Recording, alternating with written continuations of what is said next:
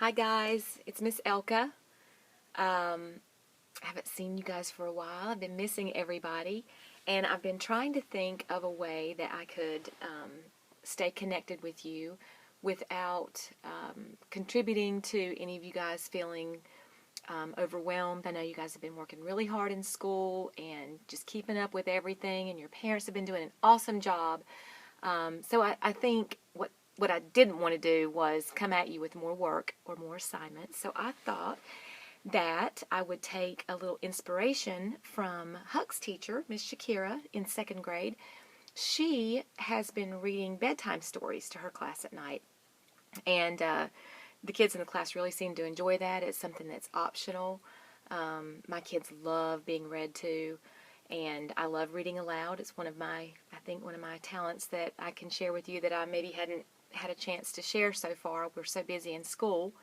And I had actually ordered a book that I wanted to read to you, but it hasn't come yet, and I really wanted to get started. The mail's kind of running real slow right now. Everything's kind of out of whack and not running as smoothly as we're used to, but I happen to have a huge library of children's books in my home, and I thought that I would start out with a short one and maybe do a chapter a day. And you guys can, if you're just trying to unwind at night, or you're sort of feeling sick of the same old thing and you want to tune in, and I'll see if Miss Margaret can post these every day on our Google Classroom feed. So you can just click in anytime you feel like it and listen to my little stories. But so yeah, I'm going to start with a short book because I am waiting on the book that I really want to read to you, which is My Side of the Mountain. But this book is by one of my favorite authors, and I know you all have heard of him. His name is Roald Dahl. We sometimes say Roald Dahl, but I recently learned that that was not correct. It's Roald. This book is called The Twits. It's really funny. It's a hilarious book. I read it to my kids. It's a little bit naughty at times, but that's Roald Dahl for you. He likes to kind of put a toe over the edge of the line on children's literary pieces. But this is a short book. You can see itty bitty. Some of the other things he's written that you probably have heard of are James and the Giant Peach.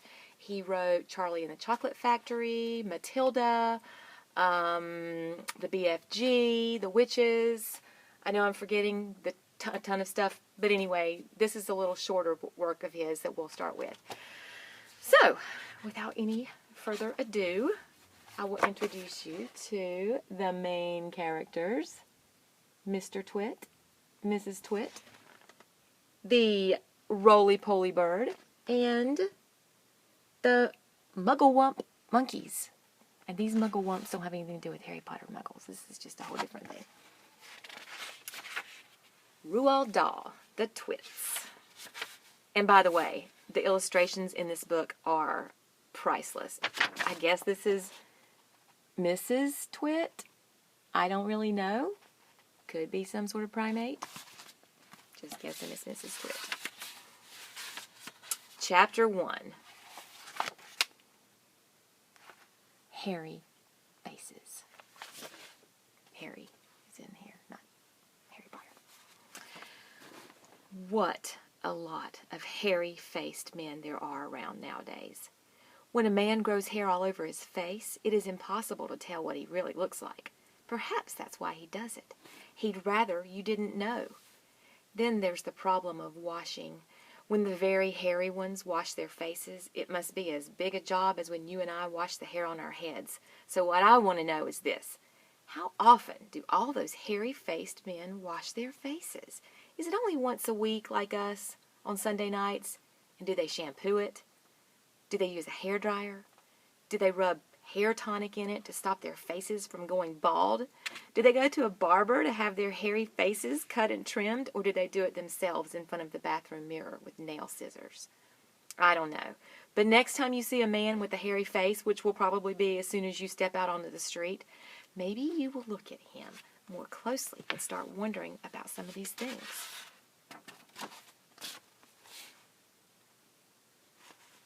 Mr. Twit. Mr. Twit was one of these very hairy-faced men. The whole of his face, except for his forehead, his eyes, and his nose, was covered with thick black hair. The stuff even sprouted in revolting tufts out of his nostrils and ear holes. Mr. Twit felt that this hairiness made him look terrifically wise and grand, but in truth, he was neither of these things. Mr. Twit was a twit. He was born a twit, and now at the age of 60, he was a bigger twit than ever. The hair on Mr. Twit's face didn't grow smooth and matted as it does on most hairy-faced men. It grew in spikes that stuck out straight like the bristles of a nail brush.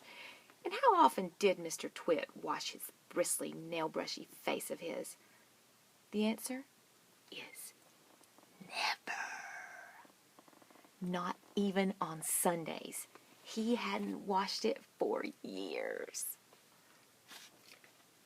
Dirty beards. As you know, an ordinary, unhairy face like yours or mine simply gets a bit of smudgy if it's not washed often enough. And there's nothing so awful about that. But a hairy face is a very different matter. Things cling to hairs, especially food. Things like gravy go right in among the hairs and stay there. You and I can wipe our smooth faces with a cloth, and we quickly look more or less all right again. But the hairy man cannot do that. We can also, if we are careful, eat our meals without spreading food all over our faces. But not so the hairy man. Watch carefully next time you see a hairy man eating his lunch, and you will notice that even if he opens his mouth very wide,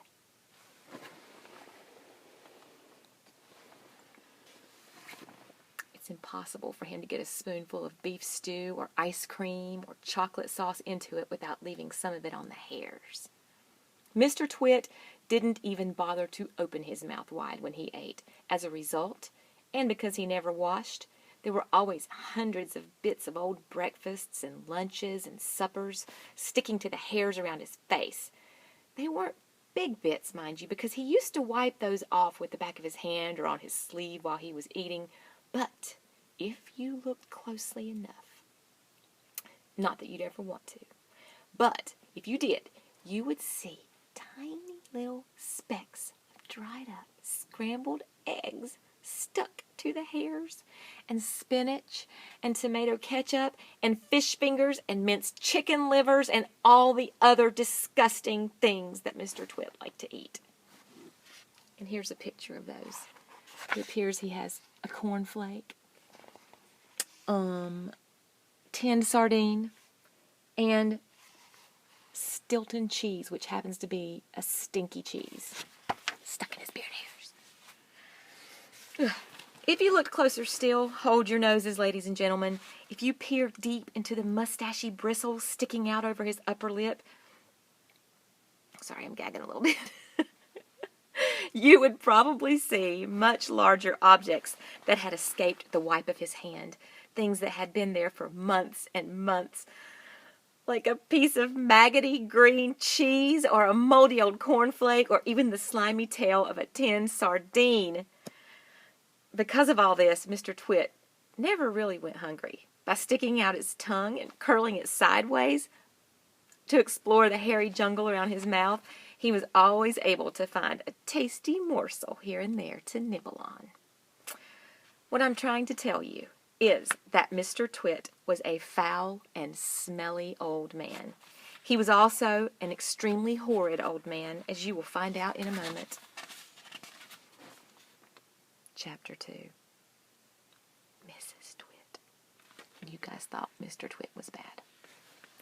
Check this lady out.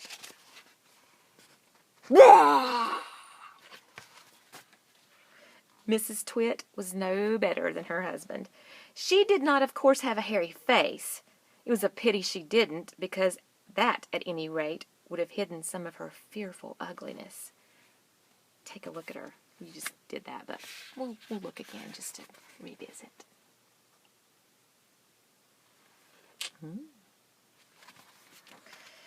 Have you ever seen a woman with an uglier face than that? I doubt it. But the funny thing is that Mrs. Twit wasn't born ugly. She'd had quite a nice face when she was young. The ugliness had grown upon her year by year as she got older. Why would that happen? I'll tell you why. If a person has ugly thoughts, it begins to show on their face. And when that person has ugly thoughts every day, every week, every year, the face gets uglier and uglier until it gets so ugly you can hardly bear to look at it. A person who has good thoughts cannot ever be ugly. You can have a wonky nose and crooked teeth and a double chin and stick-out teeth, but if you have good thoughts, they will shine out of your face like sunbeams, and you will always look lovely. I love that part of this book because that's really true. Nothing shone out of Mrs. Twit's face. In her right hand, she carried a walking stick. She used to tell people that this was because she had warts growing on the sole of her left foot, and walking was painful, but the real reason she carried a stick was so that she could hit things with it, things like dogs and cats and small children.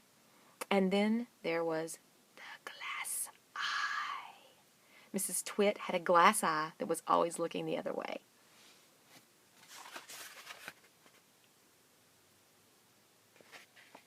That's Mrs. Twit with her glass eye. You can play a lot of tricks with a glass eye because you can take it out and pop it back in again anytime you like. You can bet your life Mrs. Twit knew all the tricks. One morning she took out her glass eye and dropped it into Mr. Twit's mug of beer when he wasn't looking. Mr. Twit sat there drinking the beer slowly. The froth made a white ring on the hairs around his mouth. He wiped the white froth onto his sleeve and wiped his sleeve on his trousers.